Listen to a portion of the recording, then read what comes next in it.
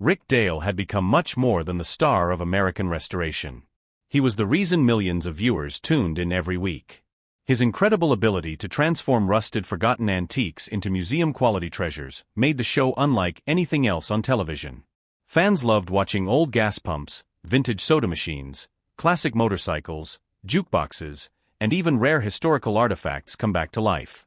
More importantly, they connected with Rick's family, his crew, and the genuine passion everyone shared for preserving American history. At its peak, the series attracted millions of viewers every week and became one of the History Channel's biggest success stories. It looked like nothing could stop its momentum. But behind all the success, a very different reality was taking shape.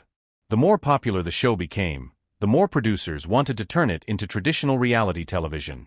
Instead of simply documenting Rick's restoration work, they began pushing for bigger arguments, tighter deadlines, and dramatic storylines that would keep audiences talking. The focus slowly shifted away from craftsmanship and toward entertainment. At first, these changes seemed harmless, but they quickly became impossible to ignore. Fans started noticing strange moments that didn't feel natural. Conversations sounded rehearsed. Customers appeared to be acting instead of speaking honestly. Some scenes were filmed multiple times from different angles, making it obvious that events were being recreated for the cameras. Even restoration timelines were manipulated to make ordinary projects seem like impossible last-minute challenges. The pressure wasn't about restoring antiques anymore, it was about creating exciting television. Then came the moments that damaged the show's credibility even further. Viewers watched Rick's own brother Ron appear on Pawn Stars pretending not to know Rick personally, despite fans already knowing they worked together every day.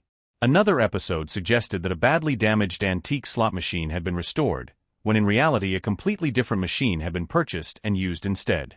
To longtime viewers, these weren't harmless television tricks. They felt like betrayals.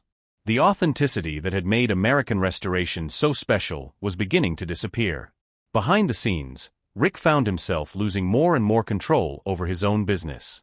Producers decided which customers would appear, which projects would be featured, how much drama each episode needed, and even how quickly restorations had to be completed. Deadlines became unrealistic because television schedules mattered more than quality craftsmanship. Instead of running his shop the way he had for decades, Rick increasingly felt like an actor following a script written by someone else. As each season passed, the criticism grew louder.